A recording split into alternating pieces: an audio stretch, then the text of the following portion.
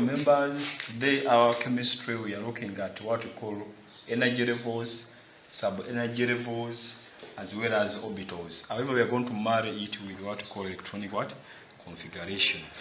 Now remember, in O level you talked about what we call atoms, or an atom, and you said an atom is having a nucleus with protons and neutrons, but around the nucleus you said electrons are moving around it, and electrons are moving in what you call the circular paths, or which you are calling the orbits. Now, when you talk about energy levels, we are meaning that you cannot locate exactly the position where the electrons are found. However, we have spaces which we can approximate to be having the electrons rotating in them. So the space with high probability of having an electron is what we are calling now an energy level. Now, energy levels which are main, we have what we call the K, we have the L, the M, and we have what we call the N. So if you are going to take an example of sodium as you did in O level, you say that sodium is having 11 electrons as its atomic number, and we are giving it this electronic configuration of 2 to 8 to 1. Even this potassium, as you can see, 19, you gave it 2 to 8 to 8 to 1.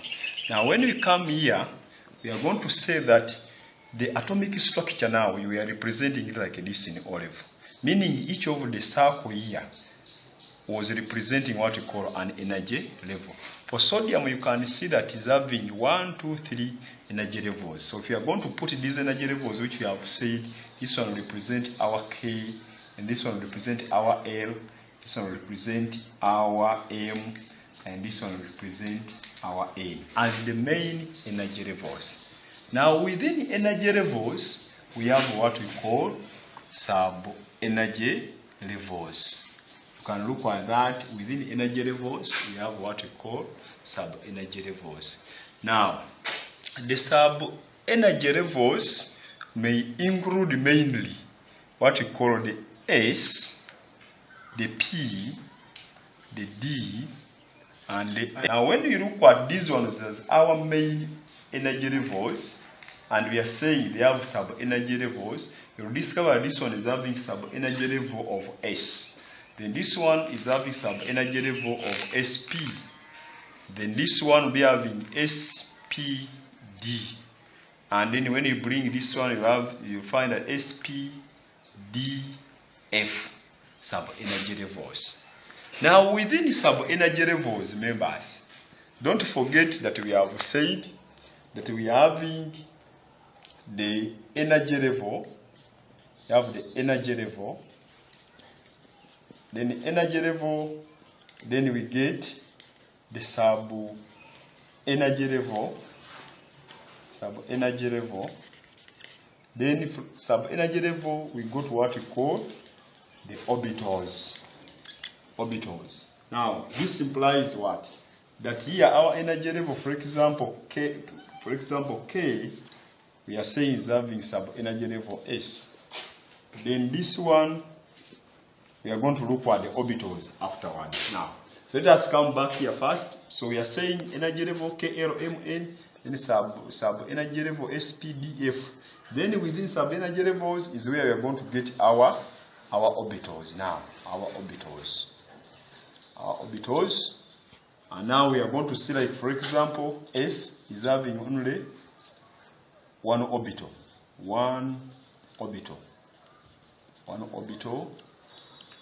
Then you'll find that the P is having three orbitals.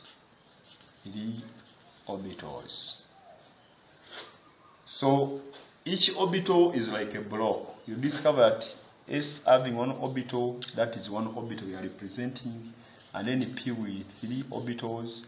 We shall divide the P into the 3 orbitals. Some books we may represent it by putting here X, Y, Z orbital, like that. Now, after understanding our energy levels, sub-energy levels, and the orbitals, now, this formula here, we can talk about this formula here. That formula is trying to depict the number of electrons in each energy level. Remember, this is energy level number 1, and this is energy level number 2, and this is energy level number 3, and this is energy level number 4. You can see number 1, number 2, number 3, number 4. So if you are going to apply this formula, for example, to find the electron is energy level 1, you only substitute. You just say, now, shall say that it is 2 times n, which is the energy level here, number 1, that is times 1, then powered by. We are applying the 2n squared for energy level number 1. Don't forget, we are getting the 2 times the energy level number 1 here, then we are getting 2. For energy level number 2, it implies that we are going to obtain the 2, then we are going to multiply by energy level number 2, then after multiplying by 2, then we have that bracket there, then we square. Now we shall end up getting our 8 as we got the 2 here. Similarly, for energy level number 3, you will substitute, you will get still the 2, then times the n, which is energy level, that is 3, then you square still, then you arrive mathematically the answer you do what you want. Now we are assuming that we have covered all the energy levels in their order like that. Then we want now to discover how many electrons are in each energy level. So we are seeing that if you are going to find the electrons in the energy level, you have to first obtain the electrons in the sub-energy levels. So my concern is going to be in what we call the sub-energy level.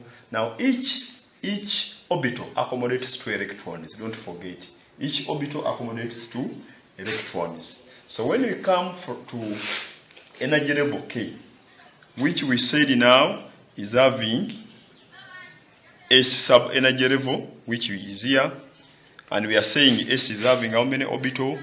It's having only 1 orbital. Then each 1 orbital, we are saying, is going to accommodate 2 electrons. So we have 2 electrons there. Now when we come to the P, look at the P sub-energy level, how many orbitals? We are saying 3. But each orbital, remember, we are saying is accommodating 2 electrons. This implies that now we have the 3 orbitals times the 2 here, and we are going to obtain now the 6 electrons. It implies if you are going to be with the D is going to be with the 5 orbitals. The 5 orbitals times the 2 electrons which each orbital must accommodate means you will get 10 electrons. Now if we are reaching F, now the F will be having 7 orbitals. 7 orbitals times the 2 electrons, and here we are arriving at 14 electrons. So these 2 electrons are in S sub-energy level, the 6 in the P sub-energy level, then the 10 are in the D sub-energy level, and the 14 are in the F sub-energy level. But don't forget, each orbital is having 2. So if S is having 1 orbital, those are 2 electrons. Then the P, how many orbitals? 3. That is 3 times 2. Then D, 5 orbitals times 2, that's 10. F, 7 orbitals times 2, that is 14. Now let us take the idea of the electrons to what we call electronic configuration. Now electronic configuration, we have rules which are governing electronic configuration, and the first rule is what we are called now Fabre's principle, the Pauli exclusion principle, then the Hindus or the Handys rule. Now this one is all about feeding electrons basing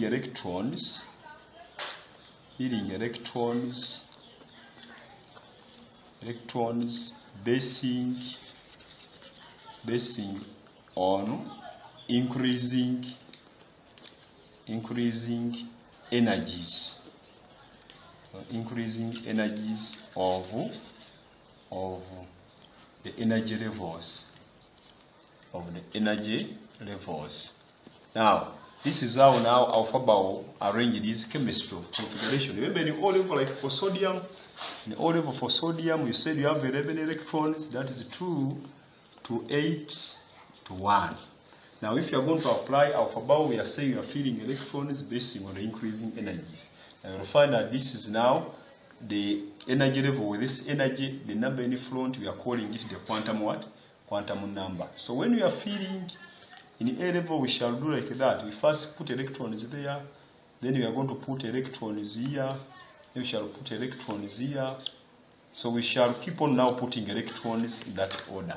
So for sodium now we are going to say we shall put the 1s first here, but each s is accommodating 2 electrons. Remember when we talked about here, our ideas are arising from there. Then we shall bring the 2s still accommodating 2 electrons. Then we shall bring the 2p accommodating 6 electrons. And finally we shall bring the 3s accommodating 1 electron. So when you add, that is 2 plus 2 plus 6 plus 1. Those are 11 electrons. That is now we shall say that is electronic configuration for sodium. Similarly, you can apply for potassium and then you do the work. What matters is to follow this kind of arrangement as it was forwarded by what we call the alphabet. Now when you come to Pauline's exclusion principle, this one is all about putting electrons in orbitals, and electrons as you are putting them in orbitals. Now when you come to Pauline's exclusion principle, it's all about filling electrons in form of pairs. Electrons rotate in the form of spins. So if you are going to take Pauline's exclusion principle and we are writing for sodium, we shall now come and say, based on Pauline, we shall say, now Pauline exclusion principle. Now we are going to say now that this one is going to be for sodium. We shall get the 1s first. 1s, that one we are going to put, give it as one box like that. We put the electrons there like that. Then when we bring now the second one is going to be 2s. Still we put 2 electrons. Then we are going to bring another block for p. Remember we said the p is having 3 blocks or the orbitals. This one we are putting 1 1 because it is one orbital. Here we shall put now the 6 electrons as we have written there. Those are 10. Then lastly we have our s, and our s is accommodating only 1 electrons. But now when you are going to use the Pauline exclusion principle, you have to give their attention on what we call the Hindu's rule. And this rule, this one is saying now electrons cannot pair up if each orbital doesn't possess at least 1 electron. In simple terms, you first fill the orbitals singly before the electrons do what? Pair up. So if, for example, here the best way of putting it would be we first put 1 electron here, 1 electron here, 1 electron here, 1 electron here, 1 1. Then the excess will come and then we pair them up until when they get over. So that is now Hindu's what? Hindu's idea. Now configuration. We can use configuration to depict the period. The highest number in your configuration, like here for sodium, this is the highest quantum number. That will now say that sodium, because of the highest quantum number being 3, sodium is going to be the period what? The period 3. Then the group, of course, when you are predicting the group, we shall say it is group 1 by taking the outermost valence what? Share. Then for potassium, we shall take the highest quantum number, and that is 4. So if I am taking potassium, the period is going to be period what? Period 4. Why period 4? The highest quantum number is 4. And when I am looking at the group C, I'll take the outermost shell, that is 4s1, and the group for potassium will be group 1.